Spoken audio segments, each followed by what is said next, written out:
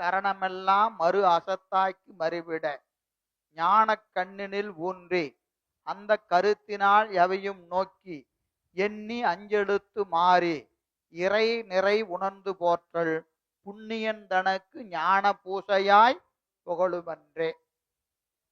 மண்முதல் கரணமெல்லாம் மறு அசத்தாக்கி மறுவிட, மண்முதலாக கரணங்கள் எல்லாம், கரணம்னா அந்த கரணம். அப்ப நம்ம கருவி எத்தனை கருவி? நமக்கு கருவி எத்தனை? 96 கருவி. 96 கருவி. இந்த கரணங்கள் எல்லாமே மண் முதலாக எல்லா கரணங்களும் என்னது? மறு அசத்து. மறு அசத்து என்பது நமக்கு வேறான அசத்து பொருள். கருவிகள் எல்லாமே அசத்து பொருள் என்று அறிந்து உயிருக்கு வேறானது.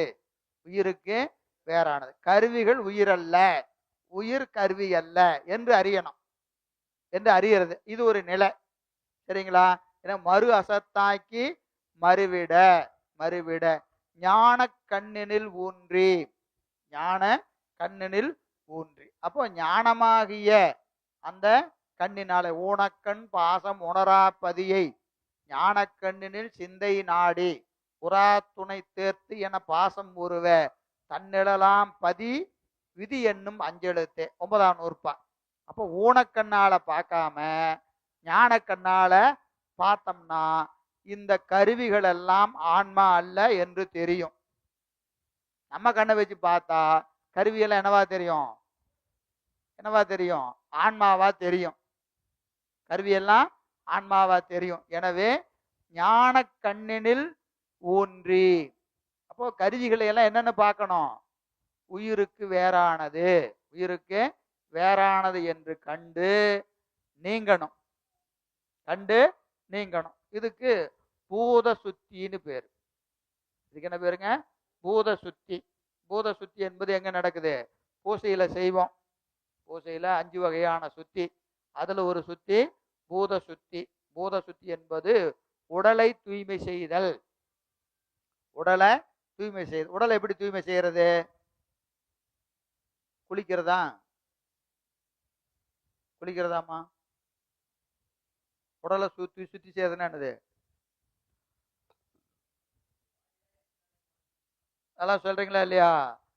இந்த கருவிகள் எல்லாம் மாயாகாரியம், நான் மாயாகாரியம் அல்ல என்று சொல்லி அந்த நீரை தெளித்து இந்த உடம்பை என்ன செய்யறது? சிவசம்பந்தம் ஆக்குதல். சிவசம்பந்தம் ஆக்குதல். அப்போ இந்த கருவியெல்லாம் சுத்தமாகியதாக பாவிக்கிறது. சுத்தமாகியதாக பாவிக்கிறது. அதுக்கு என்ன பேரு? பூத சுத்தி. பூத சுத்தி. அப்போ இந்த கருவிகளால் ஆனது உடம்பு. இந்த கருவி வச்சுட்டு ஞானத்தை பெற முடியாது. ஞானம் இல்லாம திருவருளை பெற முடியாது. திருவருள் இல்லாம சிவத்தை அறிய முடியாது. அப்ப முதல்ல என்ன செய்யணும்? இந்த கருவிகள் இதற்கு பயன்படாது. கருவிகள் இதற்கு பயன்படாது. அப்ப அதை விட்டுட்டு பூசை பண்ணலாமா அப்படின்னா பண்ண முடியாது. அப்ப என்ன செய்யணும்? இத கொஞ்சம் மாத்தணும், ஃபைன் டியூனிங் பண்ணணும். மாயாகாரியமாகிய கருவிகளை சிவசம்பந்தம் ஆக்குதல். சிவசம்பந்தம் ஆக்குதல். அதற்காக தான் நம்ம கிரியெல்லாம் செய்கிற போது ஒவ்வொரு இடமா தொட்டு என்ன செய்யறோம்? எல்லாம் முத்திரையெல்லாம் காமிச்சு தண்ணியை தெளிச்சு செய்றீங்களா இல்லையா? அதுக்கு தான் பூத சுத்தின்னு பேர். உடல் தூய்மை செய்தல். உடல் தூய்மை செய்தல். அந்த நீரை 3 முறை விட்டு குடிக்கிறது. இந்த 3 தடவை தண்ணி குடிக்கிறீங்களா இல்லையா? அது என்னன்னு சொல்றீங்க? போற்றி அப்படின்னு என்னது? போற்றி நாளார் உண்மை ஆன்ம தத்துவங்கள் 24. தண்ணியை விட்டு ஆன்ம தத்துவங்கள் 24 சிவசம்பந்தம் ஆகுக. இந்த நீர் புனித நீர். ஏன்னா புருவ நடுவில் இருக்கிற அமிழ்த உணர்வை எடுத்து அதுல தொட்டு கலந்து அதை பெண்ணாக்கியாச்சு, சிவசம்பந்தம் ஆக்கியாச்சு. இந்த நீர் புனித நீர் சிவசம்பந்தம் ஆயிருச்சு. இப்ப இந்த தண்ணியை வச்சு என்ன செய்யணும்? உடம்ப சிவசம்பந்தம் ஆக்கணும். அதுக்கு என்ன செய்யறது? அந்த புனித நீர் எடுத்து உள்ளங்கையில விட்டு போற்றி நாளார் உண்மை போற்றி நாளாரும் 24 ஆன்ம தத்துவங்களும் சிவதத்துவம் சிவசம்பந்தம் ஆகுக அப்படின்னு ஒரு பாவனை எடுத்து அதை குடிச்சாச்சு. இப்ப என்ன ஆயிடுச்சு? 24 தத்துவம் சிவசம்பந்தம் ஆயிடுச்சு. போற்றி 7 மெய்யறிவு வித்யா தத்துவம் 7ம் சிவசம்பந்தம் ஆகுக அப்படின்னு 2வது தடவை தண்ணியை விட்டு குடிச்சிங்கன்னா வித்யா தத்துவம் 7 பெண் ஆயிடுச்சு, சிவசம்பந்தம் ஆயிருச்சு. அடுத்தது 3வது தடவை போற்றி 5ஆம் உணர்வு சிவதத்துவம் 5ம் சிவசம்பந்தம் ஆகுக அப்படின்னு குடிச்சிங்கன்னா சிவசம்பந்தம் ஆயிருச்சு. இப்போ 36 தத்துவங்களும் சிவசம்பந்தம் ஆனது. அப்புறம் உடம்புல ஒவ்வொன்றா தொடர்றது, இதெல்லாம் கிரிய சிவபூஜையில பார்த்துக்குங்க, சரியா? அதுதான் இங்க சொல்லப்படுவது. அதற்கு என்ன பேருங்க? பூத சுத்தி. பூத சுத்தி ஞான கண்ணிலில் ஊன்றி அந்த கருத்தினால் எவையும் நோக்கி, அந்த கருத்தினால் எவையும் நோக்கி. இப்போ ஞான கண்ணினாலே ஞானக்கண்ணு ஆயிடுச்சு, ஞானக்கண்ணு ஆயிடுச்சு. அதனால என்ன செய்யணும்?